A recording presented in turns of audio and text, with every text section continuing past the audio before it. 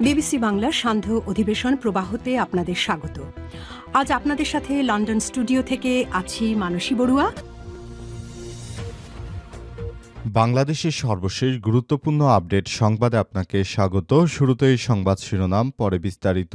প্রথমেই জানাবো আমাদের হাতে থাকা সর্বশেষ গুরুত্বপূর্ণ সবথেকে তাজা আপডেট সংবাদ। 7 দেশের ভারতীয় দূতাবাসের সামনে শিখদের বিক্ষোভ, আজ হাদিকে হত্যার প্রতিবাদ। ইনকিলাব মঞ্চের মুখপাত্র ও জুলাই বিপ্লবের অন্যতম সংগঠক শহীদ শরীফ ওসমান হাদিকে হত্যার প্রতিবাদে 7টি দেশের ভারতীয় দূতাবাসের সামনে বিক্ষোভ কর্মসূচি পালন করবে পাঞ্জাবের স্বাধীনতাকামী শিখ সম্প্রদায়ের এক অংশ। আজ দুপুর 12টায় ভারতীয় দূতাবাসগুলোর সামনে বিক্ষোভ করবে তারা। আন্তর্জাতিক মানবাধিকার সংস্থা শিখস ফর জাস্টিস জেনারেল কাউন্সিলের গুরপ্রতাপ সিং পান্নুন এক ভিডিও বার্তায় ঘোষণা দিয়েছেন। পান্নুন জানান, ঢাকা পাকিস্তানের ইসলামাবাদ, অস্ট্রেলিয়ার মেলবোর্ন, যুক্তরাজ্যের লন্ডন, ইতালির মিলান, কানাডা টরন্টো ও ভ্যাঙ্কুভার এবং যুক্তরাষ্ট্রের ওয়াশিংটন ডিসি শহরে ভারতীয় দূতাবাসের সামনে এই বিক্ষোভ করবে শিখ সম্প্রদায়। এরপর জানাবো, জামাতকে হাতে রেখে বিএনপির সঙ্গে আলোচনায় এনসিপি। ত্রয়োদশ জাতীয় সংসদ নির্বাচনে জাতীয় নাগরিক পার্টি এনসিপির অন্যতম আলোচনার বিষয়। তরুণদের নতুন রাজনৈতিক দলটি কোন বলয় থেকে ভোট করবে তা এখনও চূড়ান্ত নয়। তবে জামাত ইসলামকে হাতে রেখে বিএনপির সঙ্গে আলোচনা চলছে এবং সমঝোতার সিদ্ধান্ত চলতি সপ্তাহে আসছে বলে নিশ্চিত করা হয়েছে। এদিকে শেষ হচ্ছে অপেক্ষা, ঐতিহাসিক মুহূর্তের সাক্ষী হতে যাচ্ছে ঢাকা আসছেন মানুষ। তারেক রহমানের স্বদেশ প্রত্যার্পণ। 2008 সালের 11 সেপ্টেম্বর থেকে 2025 সালের 25 ডিসেম্বর দীর্ঘ 17 বছরের বেশি সময় নির্বাসিত জীবন শেষে আজ দেশে ফিরছেন বিএনপির ভারপ্রাপ্ত চেয়ারম্যান তারেক রহমান। তাকে সংবর্ধনা দিতে ইতিহাসের সবথেকে বেশি মানুষ জড়ো করতে বিএনপি ঢাকায় 50 লক্ষ মানুষকে আনার টার্গেট নিয়েছে। জানাবো, সাবেক বিজেপি কর্মকর্তা রেদানুল সহ 4 জনের বিরুদ্ধে অভিযোগ গঠনের আদেশ আজ।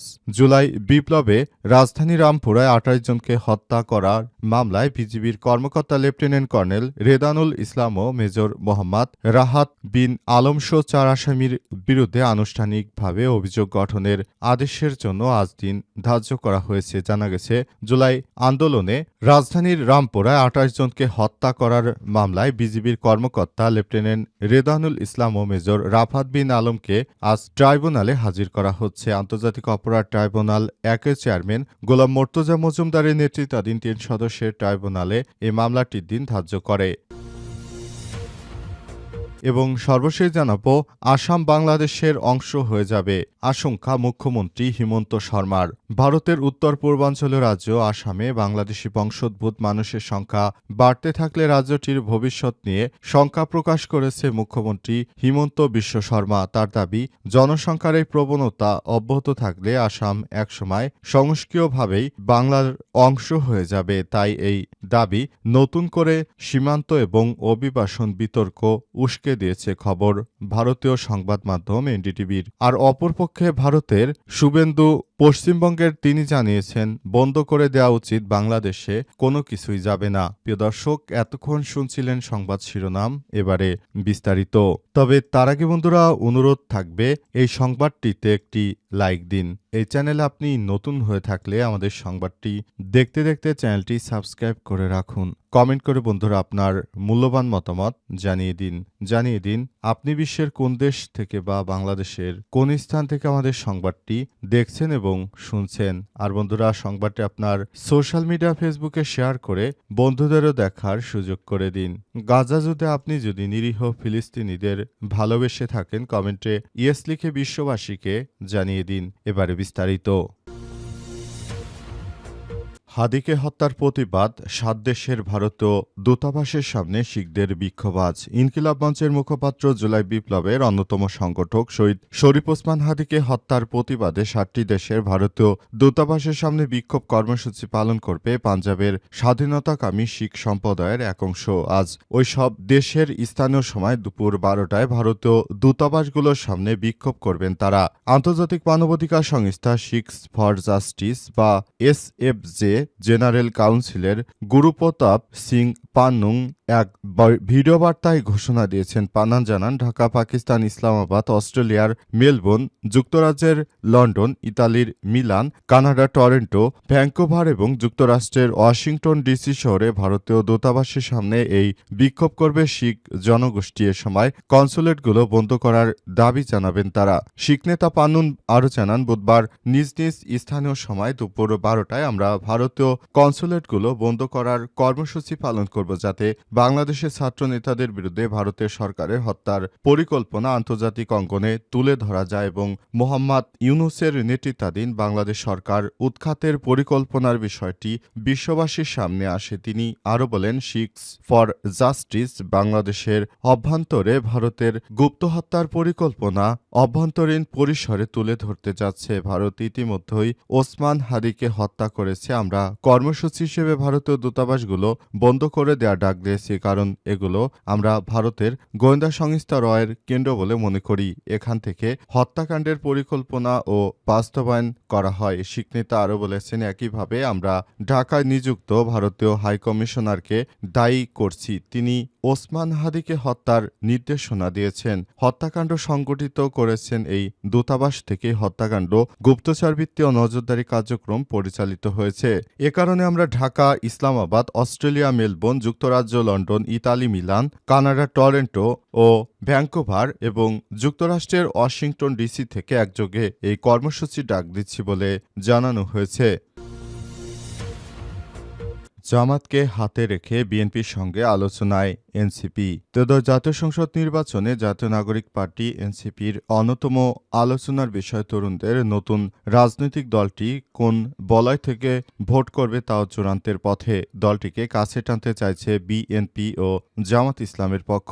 উভয় পক্ষের সঙ্গে নানা আলোচনা সমালোচনা চলছে। এনসিপির আগামী সংসদে জুলাই যোদ্ধাদের প্রতিনিধিত্ব নিশ্চিত করতে জামাতকে হাতে রেখে বিএনপির সঙ্গে আসন সমঝোতার আলোচনা করছে দলটি। এই ব্যাপারে সিদ্ধান্ত আসতে পারে চলতি সপ্তাহে। বিভিন্ন সূত্র থেকে জানা গেছে, গণঅভ্যুত্থানে নেতৃত্ব দেওয়া তরুণদের এনসিপিকে আগামী নির্বাচনে কাছে টানতে চায় বিএনপি ও জামাত ইসলামের লক্ষ্যে বিভিন্নভাবে দলটির সঙ্গে দেশের প্রধান দুই দলের আলোচনা চলছে অনেকদিন ধরেই। এক্ষেত্রে এনসিপির উদ্দেশ্যে আগামী জাতীয় সংসদ নির্বাচনে বিপ্লবীদের প্রতিনিধিত্ব নিশ্চিত করা আর বিএনপি জামাতের উদ্দেশ্যে বিপ্লবীদের সঙ্গে থাকার বিষয়টি দেখিয়ে ভোটের মাঠে বাড়তি সুবিধা নেয়ার কথা বলা হচ্ছে এবং সে অনুযায়ী তারা এখন অনেক বেশি অ্যাক্টিভ। আগে যখন এনসিপি নেতৃত্ববৃন্দরা শুধুমাত্র ভারতীয় আধিপত্যবাদের বিরুদ্ধে কথা বলতো, তখন মনে হতো তারা বাংলাদেশ জামাত ইসলামের সঙ্গে জোট করবে, কিন্তু যখন দেখা গেল তারা জামাত ইসলামের বিপক্ষে গিয়েও কথা বলছে, অর্থাৎ হাসনাত আব্দুল্লাহ একদিন বললেন যে জামাত ইসলাম কোনো ইসলামিক রাজনৈতিক দল নয়, তখন বোঝা গেল তিনি হয়তো জামাত ইসলামের সঙ্গে জোট করবেন না, বিএনপির সঙ্গেই জোট করবেন। আবার একবার ঢাকা বিশ্ববিদ্যালয়ের সমন্বয়ক আব্দুল কাদের একদিন বলেছিলেন, অর্থাৎ বিএনপির সঙ্গে তারা নাকি রাতের আধারে গিয়ে আসন সমঝোতা করতে চায়। সুতরাং এসব বিষয়গুলোকে আরও সামনে নিয়ে আসতে হবে। আসন সমঝোতার বিষয়গুলো দেখভালের জন্য সবকিছু করতে হবে এবং নতুন বাংলাদেশ গড়ে তুলতে হবে, সে লক্ষ্যে কাজ করা হচ্ছে। তারেক রহমানের স্বদেশ প্রত্যর্পণ শেষ হচ্ছে অপেক্ষা। ঐতিহাসিক মুহূর্তের সাক্ষী হতে যাচ্ছে। ঢাকায় আসছে মানুষ।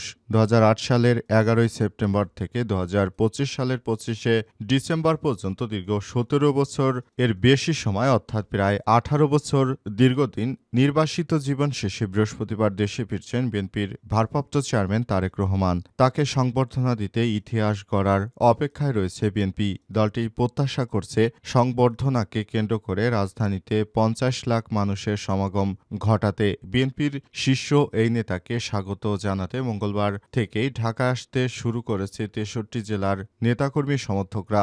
বাংলাদেশ বিমানে নিয়মিত ফ্লাইটে দুপুর 12টায় হজরত শাহজালাল আন্তর্জাতিক বিমানবন্দরে অবতরণের কথা রয়েছে তার। বিএনপির পক্ষ থেকে জানানো হয়েছে, বিমানবন্দর থেকে সরাসরি কুড়িল বিশ্বরোড সংলগ্ন 300 ফিটে প্রথম সংবর্ধনা অনুষ্ঠানে যোগ দেবেন তারেক রহমান। এরপর এবার কেয়ার হাসপাতালে চিকিৎসাধীন তার মা বিএনপির চেয়ারপারসন খালেদা জিয়াকে দেখতে যাবেন তিনি। পরে গুলশান অ্যাভিনিউর ১৯৬ নম্বর বাসায় উঠবেন তারেক রহমান। এই বাসার পাশেই ভাড়া করা বাসা ফিরোজায় থাকেন সাবেক প্রধানমন্ত্রী বেগম খালেদা জিয়া। বিএনপির ভারপ্রাপ্ত চেয়ারম্যানের সঙ্গে তার সহধর্মিণী ডাক্তার জুবাইদা রহমান, মেয়ে ব্যারিস্টার জাইমা রহমান এবং দেশে ফেরার কথা রয়েছে।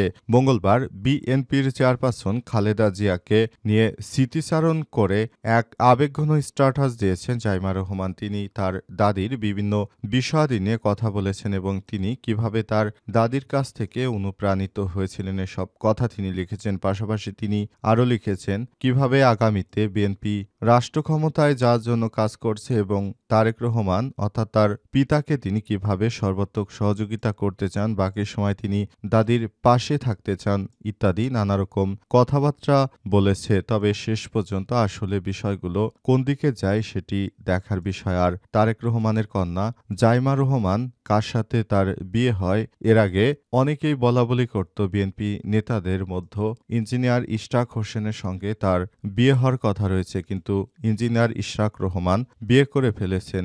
এখন কার সঙ্গে জাইমা রহমানের বিয়ে হবে বা আত্মীয়তার সম্পর্ক কার সঙ্গে হবে সেসব বিষয় এখনো স্পষ্ট করে কোনো তথ্যই বিএনপির পক্ষ থেকে বলা হয়নি।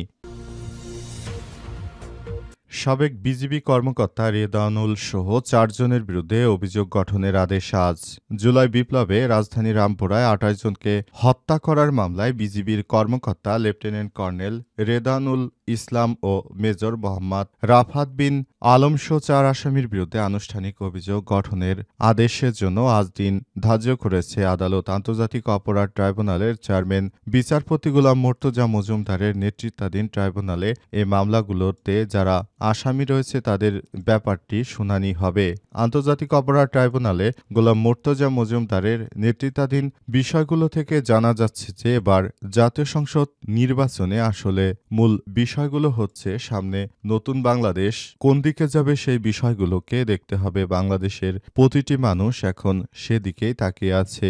বিশেষ করে এর আগে যখন সরকার ক্ষমতায় ছিল তখন দেখা গিয়েছে যে এসব সদস্যদেরকে যেভাবে নির্দেশনা দেওয়া হয়েছিল তারা ঠিক সেভাবেই কাজ করেছে। সুতরাং ব্যাপারটি নিয়ে তাদের আসলে তখন কিছু করার ছিল না, কারণ তাদের ঊর্ধ্বতন কর্মকর্তারা তাদেরকে যেভাবে বলেছে চাকরি বাঁচাতে হলে সেভাবেই কাজ করতে হয়। কিন্তু অবশেষে শেখ হাসিনা তো পালিয়ে গেল, সামরিক এসব কর্মকর্তারা ফেঁসে গেল। তারা দীর্ঘদিন ধরে শেখ হাসিনার যে বিচার বহির্ভূত হত্যাকাণ্ড ছিল সেসব হত্যাকাণ্ডকে তারা সর্বাত্মক সহযোগিতা করেছে, কিন্তু শেষ পর্যন্ত বিষয়গুলো অন্য লেভেলে চলে গেল।